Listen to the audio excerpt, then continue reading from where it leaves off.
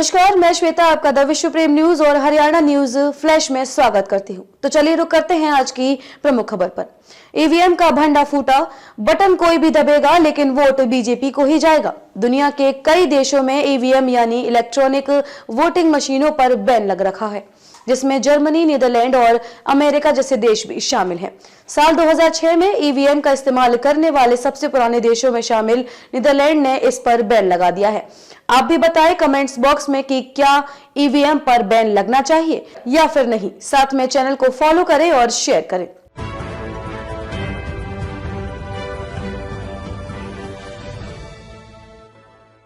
साल 2009 में जर्मनी की सुप्रीम कोर्ट ने ईवीएम को असंवैधानिक बताते हुए पारदर्शिता को संवैधानिक अधिकार बताते हुए ईवीएम पर बैन लगा दिया। वहीं इंग्लैंड और फ्रांस में कभी भी ईवीएम का इस्तेमाल नहीं हुआ है। जर्मनी में इलेक्ट्रॉनिक वोटिंग मशीन ईवीएम को असंवैधानिक करार दिया गया और उस पर प्रतिबंध लगा दिया गया। चुनाव की जांच समिति के समक्ष असफल शिकायतें करने के बाद 2 मतदाताओं ने जर्मन संवैधानिक न्यायालय के समक्ष मामला लाया।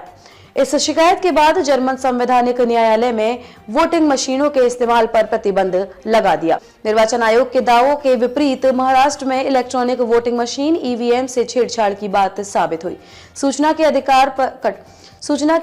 अधिकार के तहत मिली जानकारी से शनिवार को यह खुलासा हुआ। आरटीआई कार्यकर्ता अनिल गलगली ने बताया कि महाराष्ट्र के बुलढाणा जिले में हाल ही में हुए परिषदीय चुनाव के दौरान लोडार के सुल्तानपुर गांव में मतदान के दौरान ईवीएम से छेड़छाड़ की बात सामने आई है। गलगली ने कहा कि मतदाता जब भी एक प्रत्याशी को आवंटित चुनाव चिन्ह नारियल का बटन दबाते हैं तो भाजपा जनता पार्टी भाजपा के चुनाव चिन्ह कमल के सामने वाला एलईडी बल्ब जल उठता है। निर्वाचन अधिकारी ने इसकी जानकारी जिला अधिकारी को दी, जिसका खुलासा आरटीआई से मिली जानकारी में हुआ। इलाके की एक निर्दलीय प्रत्याशी आशा अरुण जोरो ने 16 फरवरी को हुए मतदान के दौरान आई इस गड़बड़ी की शिकायत की थी और निर्वाचन अधिकारी से मामले की जांच रिपोर्ट देने के लिए कहा था, जिसके बाद गलगली ने 16 जून को आरटीआई दाखिल की। गलगली ने बताया कि बुलढाणा के जिला निर्वाचन विभाग से आरटीआई के तहत मिली सूचना में बताया गया है कि लोणार कस्बे के सुल्तानपुर गांव में स्थापित किए गए मतदान केंद्र 56 पर मतदाताओं ने जब क्रम संख्या 1 पर मौजूद निर्दलीय प्रत्याशी के चुनाव चिन्ह नारियल का बटन दबाया तो क्रम संख्या 4 पर भाजपा प्रत्याशी के चुनाव चिन्ह के सामने वाली बत्ती जली है, जिससे कि मत भाजपा प्रत्याशी को चला गया। चौंकाने वाली बात यह है कि जब आशा अरुण ने मतदान वाले दिन ही सुबह 10 बजे इसकी शिकायत की तो मतदान केंद्र पर नियुक्त निर्वाचन अधिकारी ने इसका संज्ञान लेने से ही इनकार कर दिया। उन्होंने बताया कि लेकिन जब कई मतदाताओं ने ऐसी ही शिकायत की तब जाकर निर्वाचन अधिकारी ने अपराह्न 1:30 पर इसका संज्ञान लिया और कार्यवाही करने से पहले सभी राजनीतिक दलों के पोलिंग एजेंट से सहमति ली।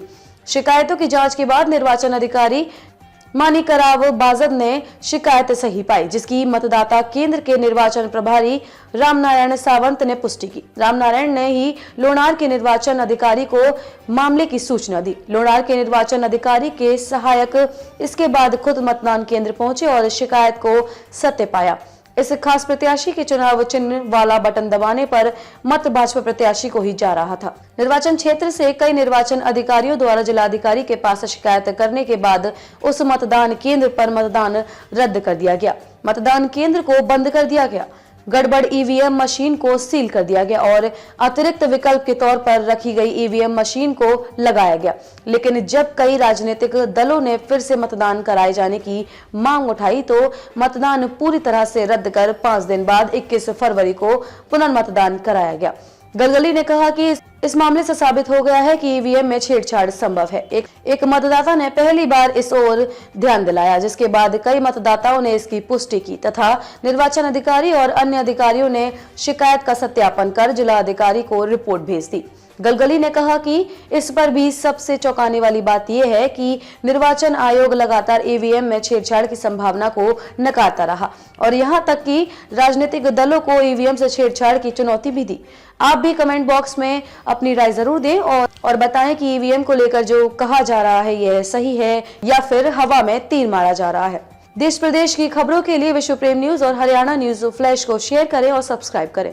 खबरों में अब तक के लिए बस इतना ही। फिर होगी आपसे मुलाकात ऐसी ही किसी बड़ी खबर के साथ। तब तक के लिए नमस्कार और देखते रहिए द विश्व प्रेम न्यूज और हरियाणा न्यूज फ्लैश।